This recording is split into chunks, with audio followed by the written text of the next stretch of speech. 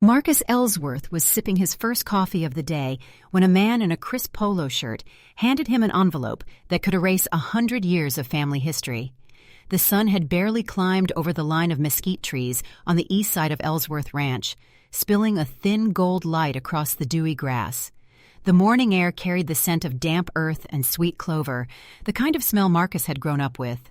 Comforting, familiar, a reminder that he was home. The man didn't introduce himself, didn't offer a handshake.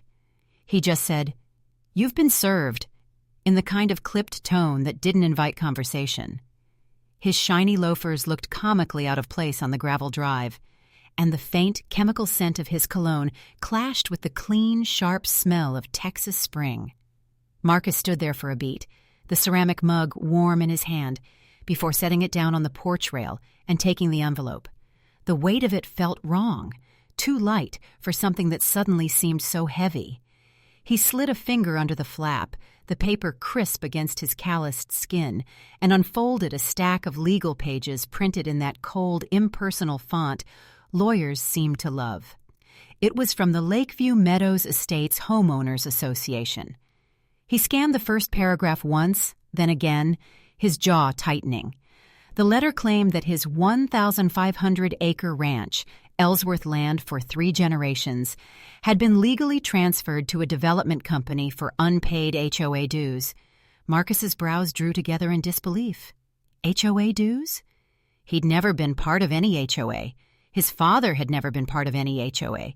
This land sat on the edge of the subdivision, sure, but the Ellsworth family had been here long before anyone thought to build cul-de-sacs and put up fancy wrought iron gates. And then, right there in bold print, was the reason they thought they could get away with it. Abandonment. Abandoned? Marcus muttered aloud, his voice low and incredulous. Just last week he'd mowed the southern pasture himself. The cattle were grazing there 2 days ago. He flipped to the second page. The document stated the land had gone unused, unmaintained, and unpaid for over 3 years. That was a lie so bald it almost made him laugh, except there was nothing funny about the sight of his father's name, Samuel Ellsworth, printed under his own in a context like this. He leaned against the porch post, the boards creaking softly under his boots. Beyond the fence, the pasture rolled green and open under the morning sun.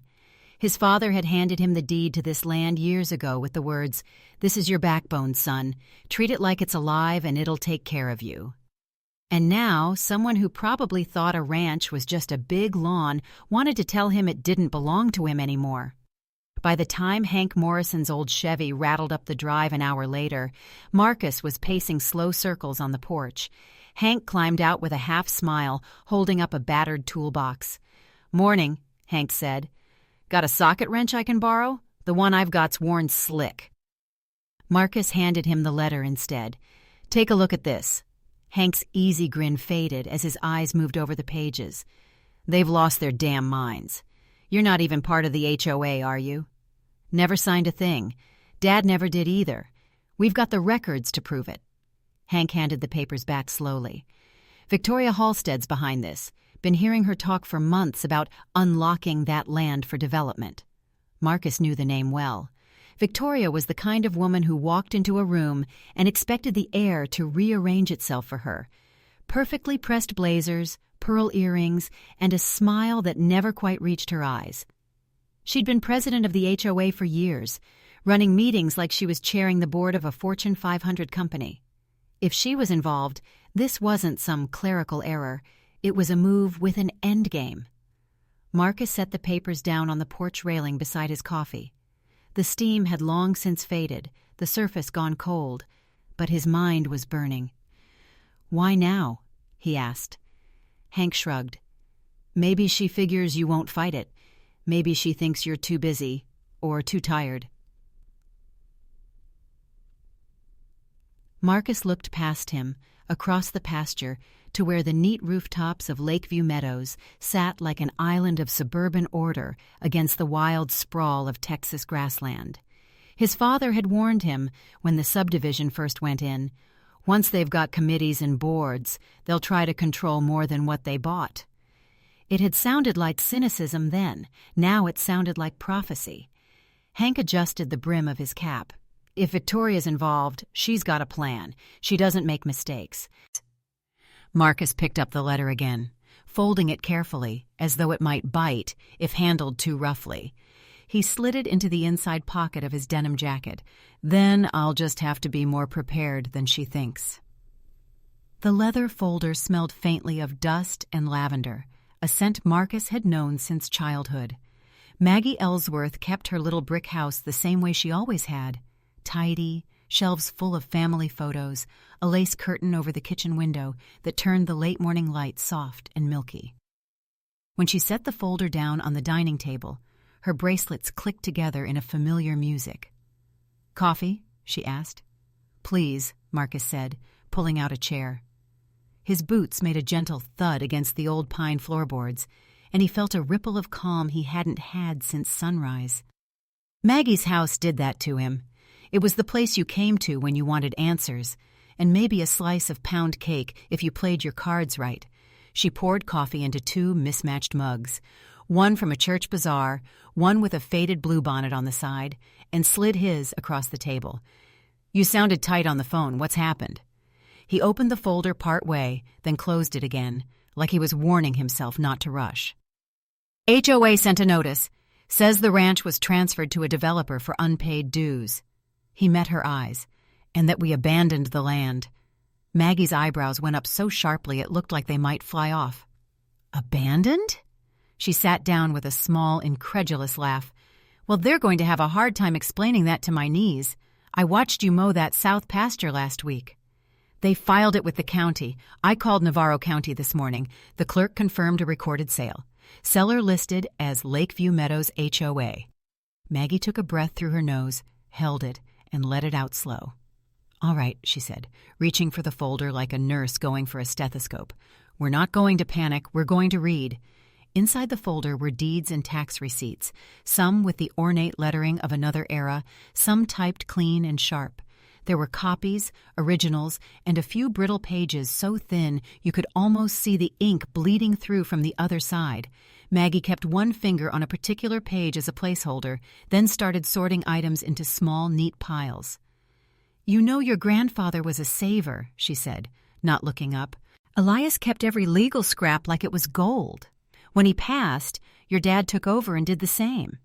Marcus nodded. "Dad used to say, if you sign it, you file it. If you pay it, you keep the receipt." "And he did," she said, tapping a stack with satisfaction.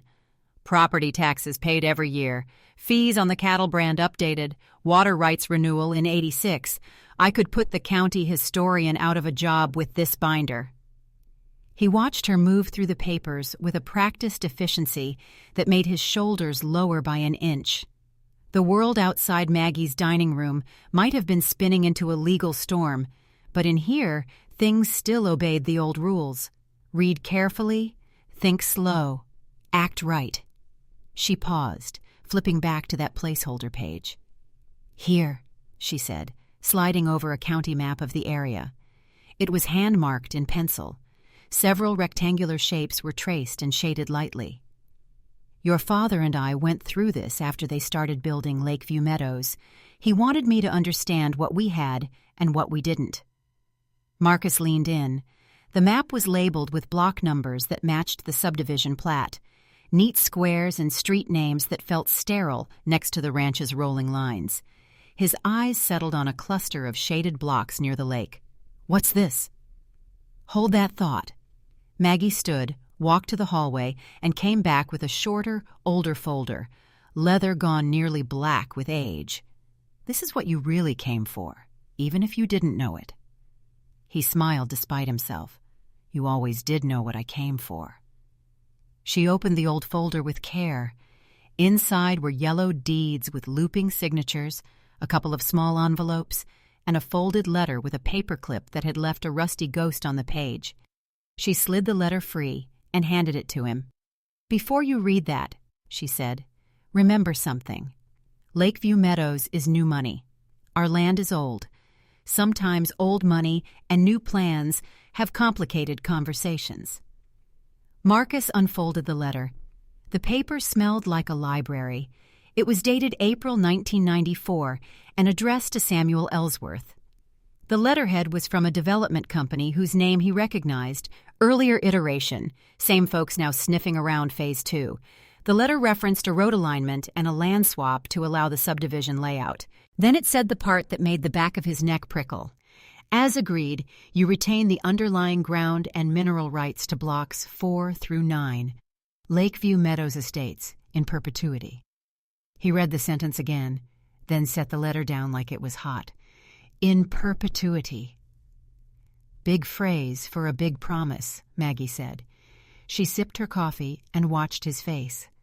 Keep reading. There were signatures, a notary stamp, a hand-drawn map attached with a faded staple, the lines neat and careful, blocks circled and labeled. The developer's representative had initialed every page. Samuel's signature sat beside it, strong and deliberate, the way his father did everything. Marcus felt a pulse in his jaw. He could hear his father's voice as plain as the kitchen clock. Make sure the paper protects you long after you're gone. For years, that sounded like excessive caution. Today, it sounded like the only thing keeping the world upright. He reached for his phone. Maggie put her hand over his. Janice can wait, she said gently. Let's put the bones and meat together before we serve the stew. He set the phone aside. You're right. She slid a second sheet over, this one a receipt trail, recording fees, notarization, county file numbers. Navarro County Records should have a bound copy of this in their vault. That's where you'll want to go to verify. But this, she tapped the letter, this is the pulse. Marcus took a slow breath. The knot in his chest loosened half a notch. If the HOA had filed something shady, this wasn't just a shield. It was leverage. He thought of the neat porches in Lakeview Meadows, the HOA newsletter with its cheerful clip art, the way people wore authority like it was a badge they bought at a craft store. And underneath a big chunk of it, beneath those porches and manicured lawns, lay Ellsworth land. He reached for his mug and realized his hands had started to shake just slightly. He wasn't scared, not exactly, but he felt the weight of history pressing through the paper. I called the clerk earlier, he said. Janice Whitmore. She told me the HOA filed a sale last week, but couldn't say how they had standing. Said I'd need to come down and request the certified copy. Janice is good people, Maggie said. If she says it's there, it's there.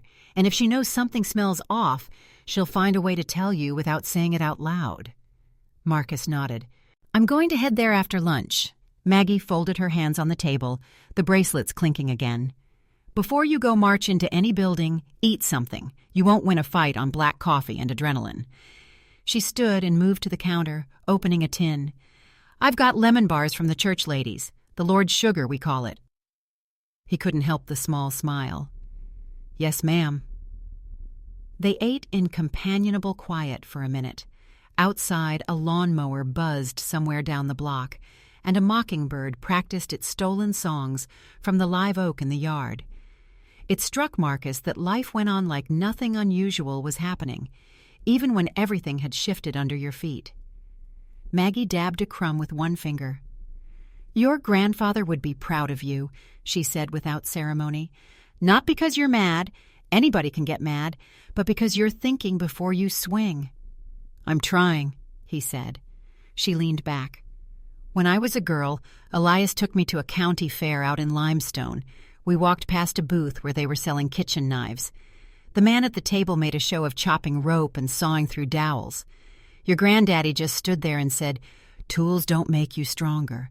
Knowing what to cut does. She gestured toward the folder.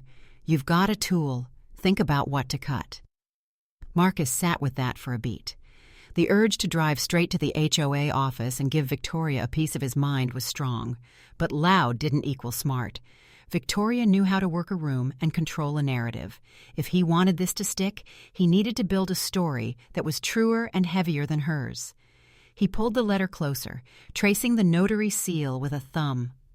I'll go to the records office first, get the certified copy, then call a lawyer. Walter Briggs, Maggie said instantly. You trust him? With my good silver, she said. He's not flashy, but judges lean in when he talks, and he knows dirt law like a preacher knows Corinthians. Marcus made a note in his phone. He hesitated, then added, and I might call the Chronicle. Rachel Torres. If this gets public, it makes it harder for them to twist. Maggie tilted her head. Careful there. Public can help, but public can also spook people into corners. You want folks to see the truth without feeling like you're burning their houses down. I'm not looking to hurt homeowners, he said quickly. This is about the board, about how they did this. I know, honey, she said. Just keep saying it, to them and to yourself. Janice returned his call 30 minutes later, her voice brisk but warm. Mr. Ellsworth, I have the sale documents you asked about. You'll need to sign a request to obtain certified copies, but I can have them ready when you get here. Appreciate it, Janice, he said. One more question. Do you see anything about HOA dues tied to my parcel? A pause. In the background, Marcus heard the soft tap of keys. Your parcel number is not within the Lakeview Meadows plat, she said carefully. The records show it contiguous to, not included in. The sale indicates abandonment as the basis for transfer. I can't advise you, Mr. Ellsworth, but I'd bring all your paperwork. He caught the little hesitation before bring, the tone a county clerk used when rules kept them from saying what they wanted to say aloud. I'll be there within the hour, he said. He hung up, and Maggie lifted her chin. Go on, then. Let me put these into a travel folder so you're not waving old paper around like a flag. She slid the key documents into clear sleeves, layered them in order, and snapped the binder shut with a firmness that sounded like faith. On his way out, Marcus paused at the wall of family photos. There was Elias, hat tipped back, squinting straight into the sun like he didn't trust it to stay where it belonged. Samuel stood beside a younger Marcus in another frame, the two of them on the tailgate of an old Ford, boots touching, smiles easy. The sight smoothed something jagged inside him. Thanks, Aunt Maggie, he said. She opened the door and kissed his cheek. Drive safe. And Marcus? He looked back. However this goes, you hold your head up. We've been on that land a long time. Don't let anyone make you small about it. He slipped his hat on. Yes, ma'am. The ride to Corsicana took him past fields that were just starting to green properly, winter's brown lifting away. He passed a roadside stand where a handwritten sign promised peaches soonish, and he couldn't help a short laugh at the timing. At the edge of Lakeview Meadows, he slowed. The entrance sign sat pretty as a postcard, white stone, navy letters, a bed of petunias so precise it looked measured by a ruler. If you didn't know better, you'd think order and fairness lived just beyond the gate. He didn't turn in. Not yet. The Navarro County Records Office was a limestone building from another century with broad front steps that had seen more boots than polished shoes. Inside, the air was cool and smelled faintly of paper and lemon cleaner. A ceiling fan turned lazily above the lobby chairs. Janice Whitmore met him at the counter, her graying hair clipped into a practical bob, glasses on a chain. Mr. Ellsworth, she said, offering a small, sympathetic smile. Here's the request form. He filled it out quickly and slid it back. Janice glanced at it, nodded, and said, Give me a few minutes. I need to pull the bound record from downstairs. He stood at the counter, eyes on the no food or drink sign, while he tried not to think of his half-finished coffee on the porch. After a moment, a tall man with sleeves rolled to his forearms appeared in the doorway behind Janice, carrying a heavy ledger like it was a sleeping child. This is the 1994 bound volume, the man said, setting it gently on the counter. I'm Royce, vault attendant. He flipped the book open with practiced care, stopped with a finger poised over a page, and looked up at Marcus. You said blocks 4 through 9 in Lakeview Meadows. When Marcus nodded, Royce slid the book around so Marcus could see. The page looked like a museum piece. Clean lines, a typed body, signatures and seals, the county's emboss pressed deep enough to catch the light. Royce tapped the top of the entry. Recorded April 18th, 1994. Parties, Samuel Ellsworth and... He named the developer Marcus had seen on Maggie's letterhead. Rights reserved, mineral and ground rights to blocks 4 and 9. Perpetual and transferable. That's strong language. It's here, Marcus said quiet, like the page could spook if he spoke too loud. It's here, Royce echoed. He closed the book halfway, keeping a finger at the page. Now we also have the sale you mentioned from last week." He set a thinner file on the counter. "Filed by Lakeview Meadows HOA to a development company. Basis, abandonment. No cross-reference to the earlier rights reservation." Janice's mouth pressed into a line. "Which is unusual," she said, choosing each word like it might set off an alarm. "Our office records existing encumbrances when we process new filings. It appears this one didn't have that noted." Marcus felt both anger and a steely kind of clarity settle in. "Can I get certified copies of both? The 1994 rights and last week's sale?" Janice nodded. "Absolutely." She and Roy set about the careful work of copying, stamping, and signing. The thunk of the notary seal sounded to Marcus like a bell toll he could march to. While they worked, he stepped aside and dialed a number he'd pulled from Maggie's kitchen corkboard. "Mr. Briggs," he said when the line picked up, "my name is Marcus Ellsworth. I believe you know my Aunt Maggie. I've got a property situation I'd like your counsel on." Walter Briggs's voice came smooth and calm. "Maggie Ellsworth doesn't send me duds. Tell me the broad strokes." Marcus laid out the HOA filing, the claimed abandonment, the 1994 document, the blocks beneath the subdivision. Walter didn't interrupt. When Marcus finished, there was a small silence. Then Walter said, "You're sitting on a hammer, son. First thing, void the sale. Second thing, if those rights are as clean as you say, we can leverage them. Not to hurt folks, but to make some wrong decision-makers very uncomfortable." "I'm not out to throw families onto the street," Marcus said. "I didn't say you were," Walter replied. "I said leverage. There's a difference. Come by my office after you leave the records office. Bring every paper you've got, and we'll talk next steps." "Thank you," Marcus said, and meant it. By the time he hung up, Janice had slid a tidy stack of certified copies into a manila envelope. "2 sets," she said. "One for you, one for your attorney. You didn't ask for 2, but you're going to want 2. He smiled. "You're good at your job." "We try," she said, and lowered her voice just a hair. "Whatever this is, Mr. Ellsworth, don't let the paperwork scare you off your own ground." He tipped his hat. "Yes, ma'am." Back in the truck, he sat for a moment with the engine off, the envelope on the passenger seat like a quiet passenger. The courthouse clock chimed the half-hour. He could drive to Walter's office now. He could also take 5 minutes to clear his head. He drove instead to Bluebonnet Diner, where the lunch crowd hadn't hit yet. The bell over the door jingled, and the waitress, Ruby, waved a menu at him like she was swatting a fly. "Sit where you like, Marcus," she said.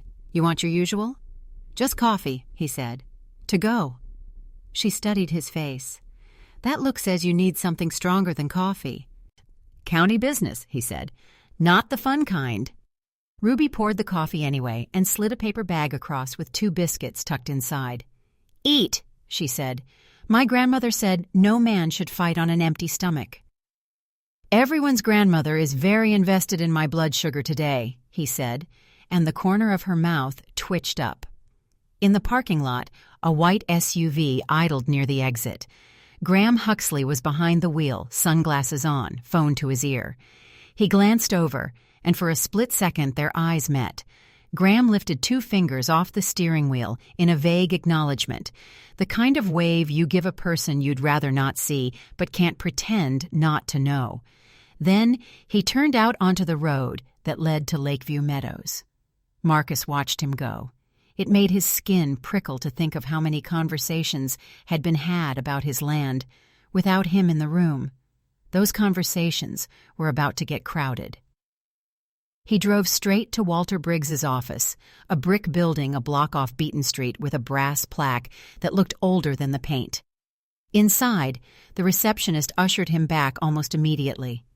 Walter stood as Marcus entered, tall, silver hair neat, tie a subdued stripe. His handshake was firm, without being performative. "Let's see what you've got," Walter said, clearing a corner of his desk. Marcus laid out the certified copies, the Maggie letter, the map, the tax receipts. Walter moved through them with the deliberate pace of someone who understood how long a single comma could live in a courthouse. After 10 minutes of reading, Walter leaned back. "All right. First, we file a petition to void the sale on the basis of lack of standing and fraudulent abandonment claim. Second, we notify the county of your existing rights so they formally annotate the record, clean up the omission. Third, he tapped the 1994 document, we prepare a landlord action for those blocks. We do not use it like a wrecking ball. We use it like a lever. I can live with that, Marcus said. Walter nodded. Good. One more thing. If the HOA thinks you're going to roll over, they'll get bold. If they think you're going to set the story right in the paper, they'll get careful. I know Rachel Torres. If you want to talk to her, I can make an introduction. But we keep it factual. No heat. I don't need heat, Marcus said. I need daylight. Walter smiled with just his eyes. That'll preach. They set timelines. Walter dictated a brief to his paralegal in the next room, fact forward, no adjectives, and asked Marcus to start pulling photos, receipts, anything recent that showed use of the land. We stack truth like cordwood, he said. Makes a good fire if we need it, but mostly it just keeps us warm. When Marcus stepped back out into the October clear air, he felt something he hadn't felt since the man in the polo shirt said, "You've been served." He felt the ground under his boots again. He drove home by the long way, past the feed store, past the lake, past the road into Lakeview Meadows, where a couple of kids rode scooters in loops that looked like figure eights gone wrong. He didn't blame them for the grown-ups' choices. That thought steadied him, too. At the ranch, he brought the binder into the kitchen and spread the pages across his oak table, lining them up the way his father used to when he wanted to see a problem head-on. Sunlight slanted across the wood, catching the raised seal like a coin. He pulled the subdivision map closer, the one with the shaded blocks and the numbered squares. He let his hand rest on the corner of the page, thinking of the first time he'd ridden fence with his dad, the way Samuel had pointed to a stand of live oaks and said, "Remember where your corners are. The world will try to move them on you." The memory landed with a weight that felt more like comfort than grief. He wasn't alone at this table. He had the old voices, the old paper, the new resolve. He traced the lines on the map with his finger. Why would Dad keep this separate from the other deeds? Marcus woke to the faint hum of a diesel engine somewhere along the northern fence line. At first he thought it was a ranch hand moving cattle early, but when he stepped onto the porch with his coffee, he saw a white pickup parked right up against his property boundary. Two men in reflective vests were hammering survey stakes into the damp earth.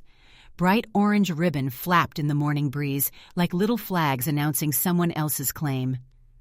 Marcus set his mug down slowly. The bitter taste in his mouth wasn't from the coffee. He walked across the pasture, boots sinking slightly in the spring-soft soil, and stopped a few feet from the nearest man. "You boys lost?" he asked. The younger of the two glanced up, adjusting his cap. "Just marking for some preliminary grading work, Phase 2 expansion." "This isn't your land." "Sir, I just go where I'm told." The man shrugged, his voice flat. "Then tell whoever's giving orders they're trespassing," Marcus said, steady but firm. They didn't argue. The older man pulled the last stake from the ground, tossed it in the bed of the truck, and they drove off without another word. The ruts their tires left in the damp grass felt like insults carved into his land. By the time Marcus got back to the house, the phone was already ringing. It was Pat Monroe, a retired mail carrier who seemed to know every whisper in Navarro County before it hit the air. "Marcus," Pat said, his voice low like he was delivering bad news to a neighbor. "You seen those flags up by your north line?" "I saw 'em, just chased the crew off." "Thought you should know. Victoria's been having late-night meetings at her place. Couple of suits from the developer's office in Dallas. Wesley Drummond's been there, too." Marcus leaned against the kitchen counter. Wesley was the local realtor who'd helped broker the first wave of Lakeview Meadows homes. If he was back in the picture, it meant deals were being cut behind closed doors. "What are they talking about?" Marcus asked. "Word is they're planning a reallocation of land for the new phase. Your north pasture's right in the middle of their pretty little map." Marcus stared out the window toward that pasture, the green sweep dotted with cattle. His grandfather had once told him, They can't take what you guard with your own hands and a good deed in your pocket. Well, I've got the deed, Marcus muttered. Then you better get ready to use it, Pat said. That afternoon, Marcus drove to Maggie Ellsworth's place. His aunt lived in a modest brick house that smelled faintly of cedar and lavender, every wall lined with framed photos of Ellsworth's past and present. Maggie answered the door with a knowing look. I heard about your trouble before you even turned off the highway. Pat Monroe? Marcus asked with a small smile. She nodded. That man's faster than the paper boy. They sat at her kitchen table, mugs of sweet tea between them. Marcus laid out the letter, the survey flags, and what Pat had told him. Maggie listened without interrupting, her eyes narrowing behind her glasses. Finally, she stood and disappeared into the back room. When she returned, she carried a worn, leather-bound folder. The edges were frayed, the brass corners dulled with age. "These are your grandfather's original documents," she said, sliding it toward him. "Jasper kept them in a safe for decades. When he passed, your daddy took over keeping them. And now they're yours." Marcus opened the folder. Inside were deeds, tax receipts, and land agreements going back nearly a century. The paper smelled faintly of dust and old ink. "Every inch of Ellsworth land is in here," Maggie said. "Not the copies, the originals." Marcus flipped through until something caught his eye, a folded map of Lakeview Meadows from before it was a subdivision. There, in his father's handwriting, was a note. Acquired mineral and ground rights for blocks 4-9, 1994. He felt a slow, measured smile spread across his face.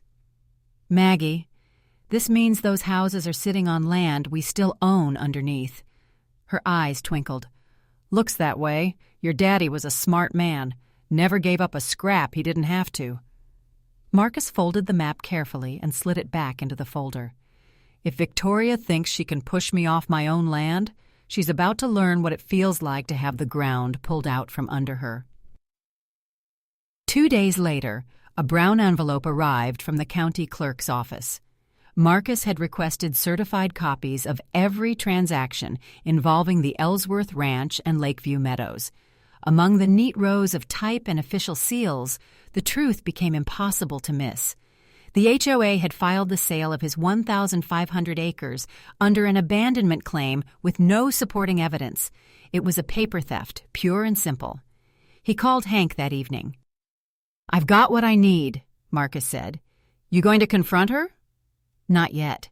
First, I want to make sure when I do, she's got nowhere to run." On Saturday night, Marcus parked just down the street from the Lakeview Meadows Community Center. The HOA board was meeting inside, their silhouettes moving behind frosted glass windows. Through the glow of the lot's lamplight, he saw Victoria arrive in her usual style, black sedan, tailored jacket, pearls at her ears. She paused to speak with Wesley Drummond at the door. Wesley's smile looked tight, like a man carrying more than he wanted to admit. Marcus stayed in his truck, watching, memorizing every detail. This wasn't just a dispute anymore. It was a chess game, and every move mattered. As the meeting stretched into the night, Marcus's mind kept turning over the same plan: build his case, gather his allies, and when the time came, hit them with the truth hard enough that they couldn't bury it. He didn't know it yet, but the next piece of proof would come from an unlikely source, and it would make his leverage over the HOA ironclad. Marcus thought he was already holding the winning card, but the document he was about to find would turn his advantage into checkmate. Sunday morning broke warm and windless, the kind of day that usually belonged to fence repairs and slow rides through the pasture. But Marcus had other plans. He was headed to the Navarro County Records Archive in Corsicana, a place that smelled like dust, lemon oil, and the weight of 100 years. The clerk on duty, a wiry man named Samuel Pierce, peered over his glasses when Marcus explained what he was looking for. "You said ground and mineral rights from 94 for blocks in Lakeview Meadows?" "That's right. My daddy's name should be on it. Russell Ellsworth." Samuel's mouth twitched like he was chewing on a thought. "That'll be down in the basement vault, not digitized." They descended a narrow staircase into a room lined wall to wall with filing cabinets, each drawer labeled in neat black script. Samuel moved with the deliberate pace of someone who knew exactly where to look.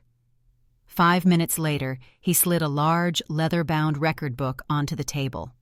The pages crackled faintly as he flipped to the right section. "There," Samuel said, tapping a line with his finger. Marcus read it twice, just to let it sink in. Russell Ellsworth. Perpetual and transferable ground and mineral rights to blocks 4 through 9, Lakeview Meadows Estates. Notarized, sealed, and recorded. It was more than proof. It was a hammer. "Mind making me a certified copy of this?" Marcus asked. Samuel smiled faintly. "Already on it." Back at the ranch, Marcus laid the fresh copies beside the other documents from Maggie's folder. The table looked like the war room of a general preparing for battle. Maps, deeds, tax records, photos. He called Hank first. "It's real, Hank. I own the land under half the neighborhood.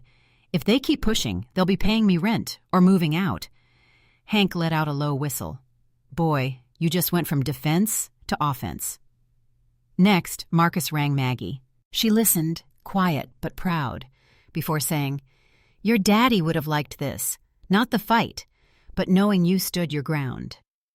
That evening, while Marcus was mending a hinge on the north gate, a car pulled up. It was an older Buick, the kind kept alive with steady oil changes and Sunday drives. Out stepped Frances Doyle, a retired schoolteacher from Lakeview Meadows. She carried a manila envelope. "Thought you might want to see this," she said without preamble.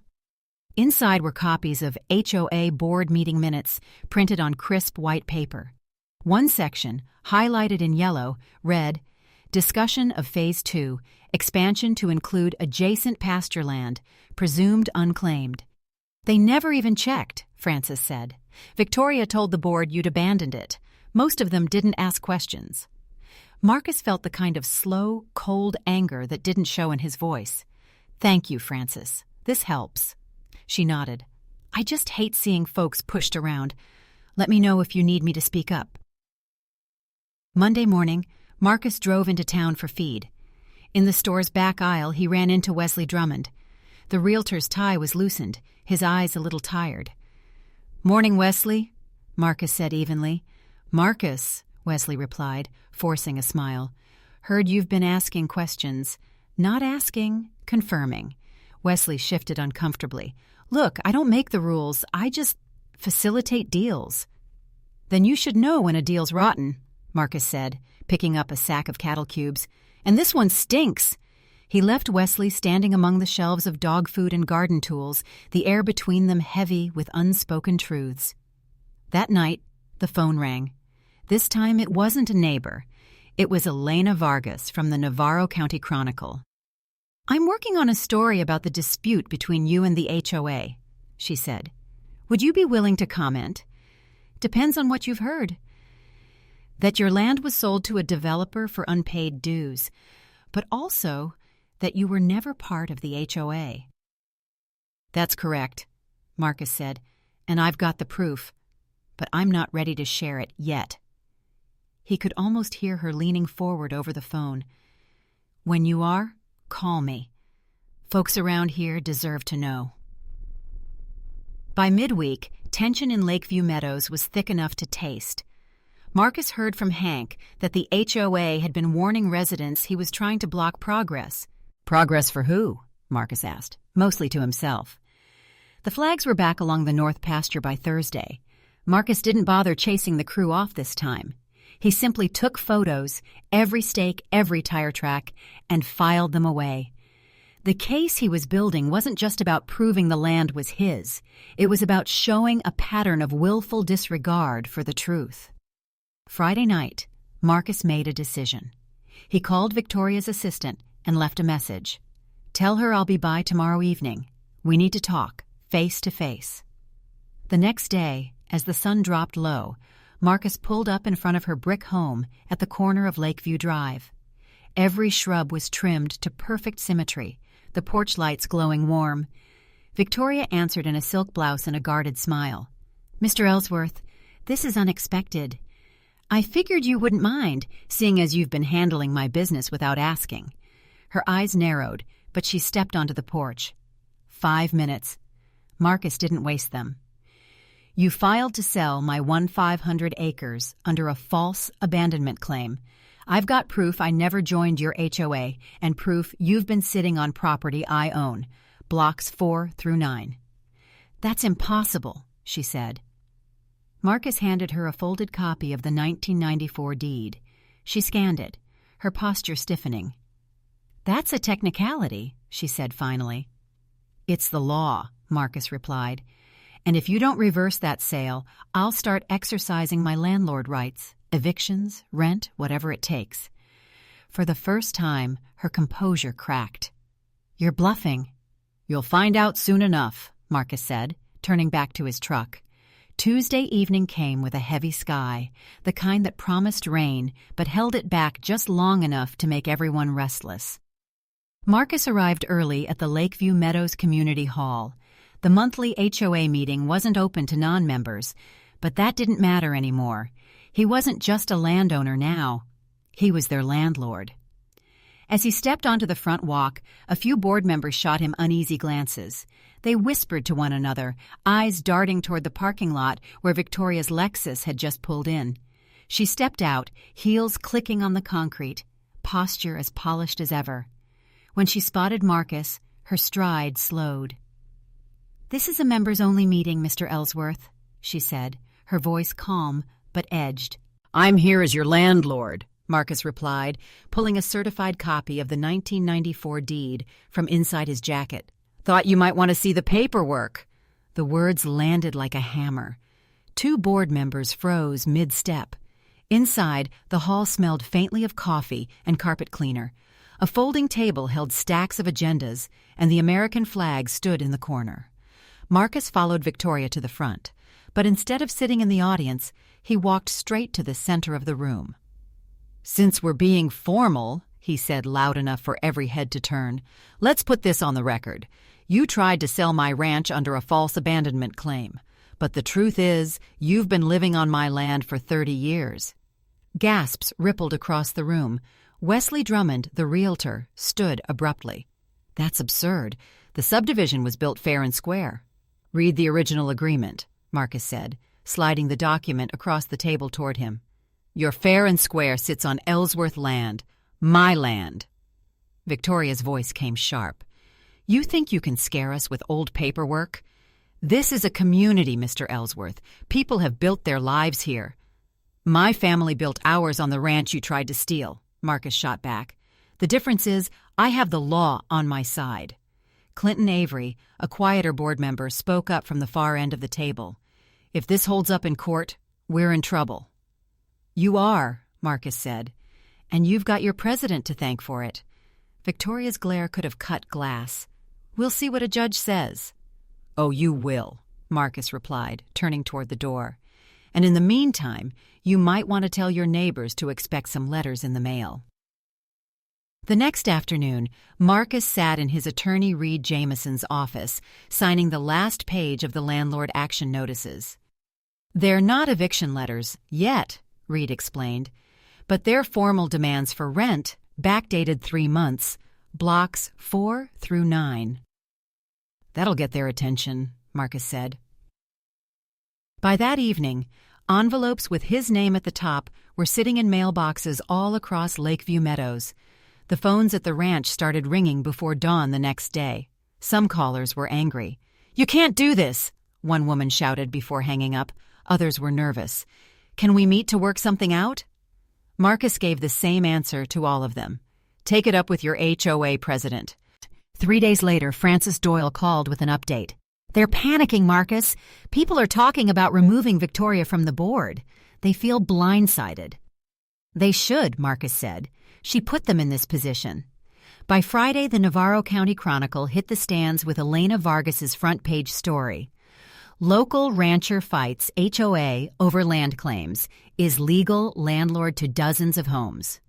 The article laid out every detail, from the suspicious sale of his 1,500 acres to the decades-old deed giving him rights to the subdivision blocks. A photo of Marcus standing at the north fence of his ranch took up nearly half the page. Local TV picked it up by evening. Cameras showed Victoria leaving the HOA office without comment, her expression tight. The fallout came fast. Saturday morning, Clinton Avery showed up at the ranch, hat in hand. "Mr. Ellsworth, things have gotten out of hand," he said. "A lot of folks didn't know about any of this. They trusted Victoria." "Look where that got them," Marcus replied. Clinton shifted uncomfortably. "Is there a way to resolve this without kicking people out?" "I'm not looking to throw anyone out who's willing to make things right," Marcus said. "But I'm not letting this HOA pretend they didn't try to take what's mine." By Monday night, the HOA board held an emergency meeting. After an hour behind closed doors, the vote came. Victoria was removed as president. Wesley Drummond resigned 2 days later. Rumor had it both were consulting lawyers of their own. The new acting president, Sharon Bell, called Reed directly. Her proposal was simple.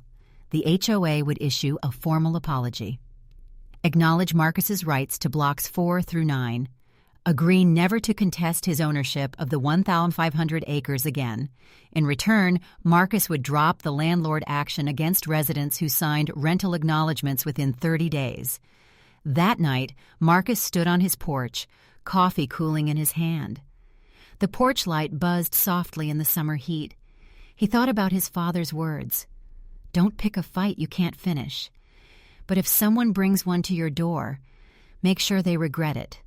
It wasn't over yet. But for the first time since the manila envelope showed up on his porch, Marcus felt the balance shift in his favor. In the distance, across the pasture, the subdivision's porch lights glowed like a string of fireflies. And Marcus knew, whether they liked it or not, the people living under those lights would be answering to him from now on. The days after Victoria's removal felt like a slow exhale across Navarro County. For Marcus, it was the first time in months he woke without a legal deadline hanging over him. But the quiet was different now, thicker somehow, like the air after a summer storm. The settlement. 2 weeks later, Marcus met Sharon Bell and Reed at the Navarro County Courthouse. Sharon carried a folder so thin it almost looked empty, but the documents inside carried the weight of the whole fight. The agreement was straightforward. The HOA acknowledged his rights to blocks 4 through 9. They'd never contest his ownership of the Ellsworth Ranch again. A formal apology printed in the Navarro County Chronicle, signed by the board. In return, Marcus would drop the landlord action for any resident who signed a rental acknowledgement within 30 days. He signed last. His pen scraped lightly against the paper, but the sound seemed loud in the echoing hall. "It's done," Reed said simply, sliding the copies into his briefcase. The courthouse steps. Local news crews waited outside. Marcus wasn't one for speeches, but he gave them a few sentences. "This isn't just about me. It's about standing up when someone in power thinks they can walk over you. You don't let that slide, not for a day, not for $1. From the crowd, Marcus spotted a few residents from the subdivision. Some nodded in quiet acknowledgement. Others avoided his eyes. He didn't need their approval. He'd won what mattered. Neighbors at the fence. A week later, an older couple, the Beldens, drove up the ranch road with a pie in hand. "We just wanted to thank you for not throwing us out," Mrs. Belden said softly. "We had no idea any of this was going on." "I know you didn't," Marcus said. "The people you trusted put you in a bad spot. I'm not here to punish folks for their board's mistakes. I'm here to make sure it never happens again." They stayed for coffee on the porch. Conversation turned to weather, cattle, and the county fair. It felt normal. The ripple effect. The developer quietly pulled out of Lakeview Meadows, selling their stake in other parcels nearby. Rumor had it they were scouting softer targets in other counties. Reed warned Marcus, "They don't quit. They just change zip codes." Meanwhile, Elena's article kept spreading. State papers picked it up. Letters began arriving at the ranch, some from people who'd lost family land decades ago, others still fighting their own HOA battles. One letter from Eastland County read, We didn't know our rights, and we didn't have the means to fight. You did what we couldn't. Thank you." Marcus kept it in the same leather folder as his father's deeds. The HOA meeting. Sharon Bell held a community-wide meeting to explain the settlement. When she read the statement acknowledging Marcus's rights, he stood quietly at the back. Afterward, a younger homeowner, Eli Comack, approached him. "I didn't like you much when this started," Eli admitted. "Thought you were trying to wreck our neighborhood, but after hearing everything, I get it now." "That's all I needed you to do," Marcus said. "Get it." The ranch returns to rhythm mornings, went back to mending fences and checking cattle. Afternoons were for hauling feed, evenings for sitting on the porch with coffee, watching the sun melt into the horizon. The subdivision roofs and streetlights still showed in the distance, but now they were just part of the view, like windmills or the county road. Marcus wasn't smug about owning the land beneath those homes. It was simply a fact, a quiet reminder of balance restored. A beer with Troy. One summer night, Troy came by with a cooler of Shiner Bock. "You know," Troy said, "you could have taken that developer's offer and been set for life. No one would have blamed you." "Maybe," Marcus said, sipping his beer. "But money comes and goes. This land, my family bled for it. It's the one thing I can pass down that can't be spent away." Troy grinned. "You're a stubborn man." "Runs in the family," Marcus replied. Possession. By fall, the case was just a story folks told over coffee at the diner. Some called Marcus a folk hero. Others thought he was just lucky. Marcus knew better. Power only works if people are too afraid or too tired to fight it. Once you stand up, even against something bigger than yourself, you change the balance. And sometimes, that's all it takes to win. Final scene. One evening, Marcus walked to the north fence line. The subdivision's lights glowed in the distance, porch bulbs and street lamps twinkling like a constellation. He rested a hand on the weathered rail, the smell of fresh-cut hay drifting from the pasture behind him. "This stays Ellsworth land," he said quietly, not to boast, not to threaten, but to remind himself and anyone listening that some things are worth more than the highest offer. Narrator's closing note. If you've got something worth protecting, whether it's your land, your name, or your principles, don't wait for someone else to defend it. Stand up, speak out, make sure it stays yours. It's quiet now on that stretch of Navarro County where pasture meets the edge of the subdivision, but the quiet carries weight. Not the empty silence of something lost, but the steady hum of something kept, of dignity held on to, when the easier choice would have been to let go. Folks in town still pass the courthouse steps and remember the man who walked down them with his head high, not because he'd embarrassed his rivals, but because he'd proven them wrong in the most unshakable way, with truth, patience, and the law on his side. The story reminded many in the Black community that strength doesn't always arrive with a crowd or a shout. Sometimes it's one person, willing to stand up when the papers are stacked against them, willing to be called stubborn or even foolish, if that's what it takes to guard what generations before have built. In this fight, Marcus didn't just win back acreage. He won back the respect that comes when people see you will not be moved from what's rightfully yours. At its heart, it's a lesson for all of us, whether we live in the Black community or any place where history runs deep in the soil. Hold fast to your values, stand firm for the truth, and meet every challenge with a calm steadiness. It's not about revenge or pride, but about leaving something better behind than what you found. Like a porch light left burning on a dark night, that kind of resolve can guide others through the storms they didn't see coming. And the truth is, you can't measure a person by the cut of their jeans or the dust on their boots. The man you might dismiss as just a rancher could be the one holding the key to the whole fight. The woman you think has no say could carry the story that changes the ending. Justice and fairness often arrive from the edges, from the overlooked corners of a county, or the quiet back row of a meeting hall, where ordinary people decide they've had enough. In the Black community, those decisions have shaped generations, and they still do. So take a moment right now to think about what's worth protecting in your own life. Maybe it's land, maybe it's a name, maybe it's the good standing your family worked decades to build. Ask yourself how you'd answer when someone tries to take it, not with anger alone, but with proof, with resolve, and with the knowledge that you're not just speaking for yourself, but for those who came before and those yet to come. If this story has stirred something in you, share it, around a kitchen table, at the local cafe, or with someone you know who's feeling outmatched. Sometimes the simple act of passing along a tale of courage is the spark that lights another porch light. And who knows?